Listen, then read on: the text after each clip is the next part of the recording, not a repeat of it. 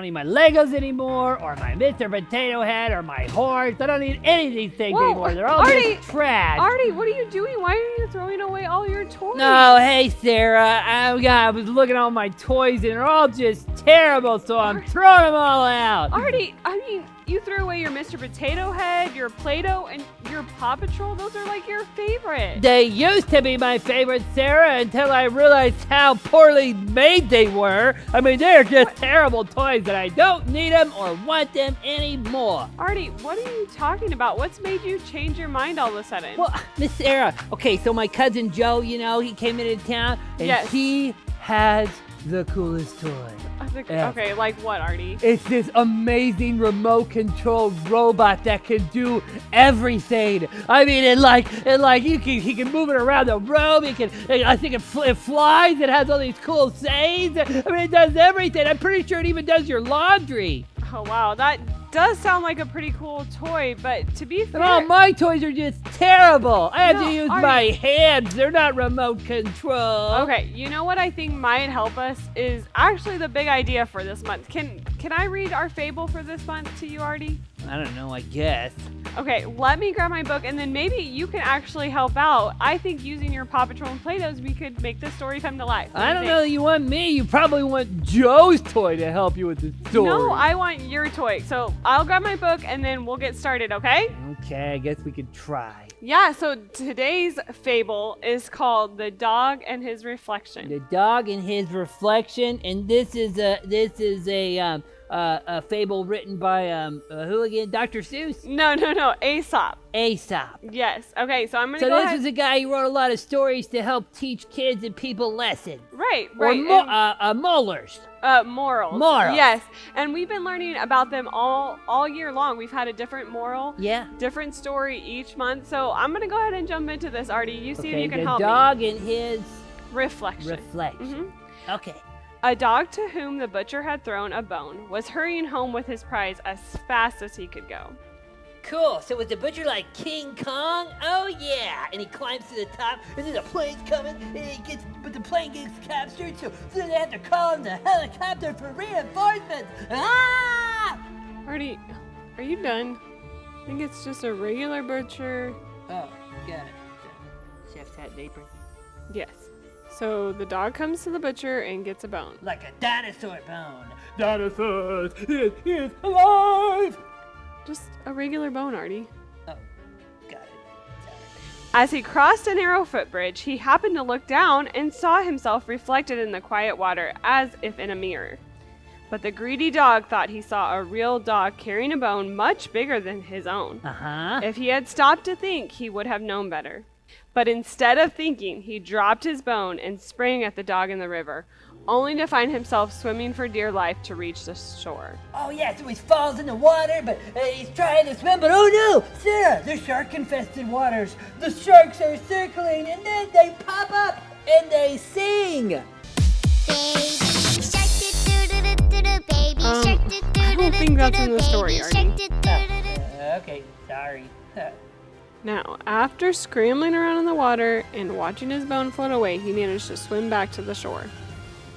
At last, he managed to scramble out, and as he stood sadly thinking about the good bone he had lost, he realized what a silly and foolish dog he had been. So, Artie, do you know what the moral of the story is? That's the end of the story. Yeah, that's the end of it. Well, what's the moral? It is very foolish to be greedy. Okay, I mean, I guess Aesop was trying to teach kids to not want too much, but I don't get what that has to do with our big idea, contentment. Yeah, no, it's actually contentment, Artie. Oh, I thought it was contentment, like when a judge is like, I'm going to hold you in contempt. No. It's contentment, and it's actually deciding to be happy with what you have. Deciding to be happy with what you have? Yeah, so Artie, you loved your toys, and only did you stop liking them when you saw a better toy that your cousin had. Wow, I guess I hadn't thought of it that way. I'm kind of like the dog. I mean, he was happy till he saw what he thought was a bigger bone. Yeah. But when he took his mind off what he had, he ended up losing both things. Exactly, Artie, and I think you're gonna regret throwing away your toys. Yeah, you're right. It's just so hard when you really, really want something to still be content. How do you do that, Miss Sarah? I find a good way is to say something you're grateful for every morning, because you have a lot of nice things, not just toys, but food on your table, parents that love you, all of that stuff. So if you focus on what you are grateful for, then you won't worry about what everybody else has. That's a good idea, especially with this month, to focus on being grateful for what you already have. And then it's just kind of like the big idea says, contentment really comes down to a decision. And I want to make the smart decision to decide to be happy with what I've got. That's right. Hey everybody, welcome to another Big Idea Interactive. I'm so glad you guys could join us, and I hope you enjoyed Sarah and Artie's fable for today. But right now, we want to give you guys a chance to really get in on this big idea and put it to work inside of you so it can change the world around you. Today for our interactive, it's a little more complicated, so you might need some time to prepare for this. You can do it in the classroom if it's possible for you to go outside because it's a little bit messy, or of course you could do it at home with whoever you're watching this with. But we think it's a great idea to remember contentment and our big idea of deciding to be happy with what you have. For this experiment, you're going to need some warm water. You're going to need a jar or something to hold up your bottle that you get. And this bottle you can just get at a gas station. That's where I picked it up this morning. But what's really important about it is it has this little nozzle. This nozzle allows it to pop open at just the right time and propel the way we want it to. So make sure you get one that looks like this. The nozzle needs to go down and really click tight. And then what you'll need is you'll need some fizzing tablets. We just picked up some Alka-Seltzer from our local grocery store. You can use those, and we're going to actually be making rockets today. That sounds like a lot of fun, doesn't it? But how does it have to do with the big idea of contentment? Contentment is deciding to be happy with what you have. And the truth is that we have a choice. We have a decision.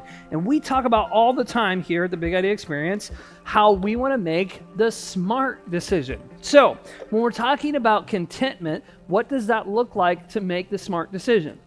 Well, sometimes it's helpful for us to stop and say, well, what would it look like if we did the opposite? So what I've done here is I've taken our bottle, I put some water inside of it, I'm going to take my tablets and I'm going to drop them in. But in a second, the thing that I'm going to do that's going to be different from what you're going to do at home or in the classroom is that I'm not going to flip it upside down. I'm just going to set it in here right side up. And the reason why this is important is because this is going to represent for us discontent.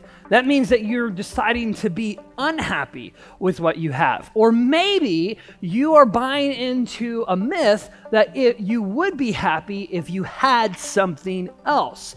And this is a powerful idea because when we look at what it means to be discontent, really what it means is we spend a lot of our time looking out at what other people have and then letting ourselves get jealous with it. Now, I gotta tell you, you guys as students, as a younger generation, you face a bigger challenge than Mr. Jesse ever did.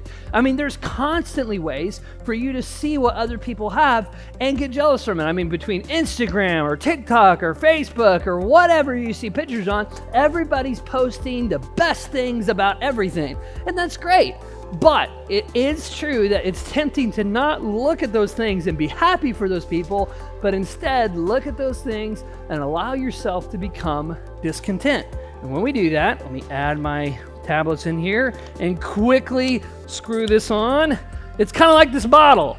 It gets really tense, it gets really stressed, but it doesn't actually go anywhere. And if anything does happen with it, well, it doesn't look like anything is. Now, I wish you could feel this because this bottle is incredibly tight, really tight.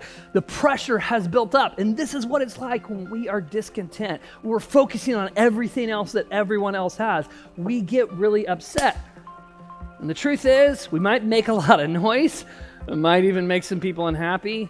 We don't really go anywhere. One of the things I started telling my kids really early on was whining gets you nothing. Because the truth is we can be discontent, but when we're discontent, doesn't really help us get anywhere. Let's see what it looks like when we put the big idea into practice, though.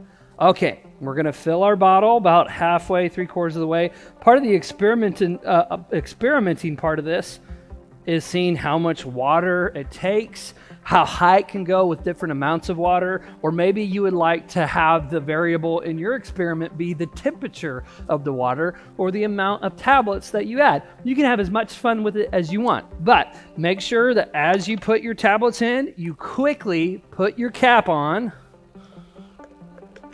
and flip it upside down.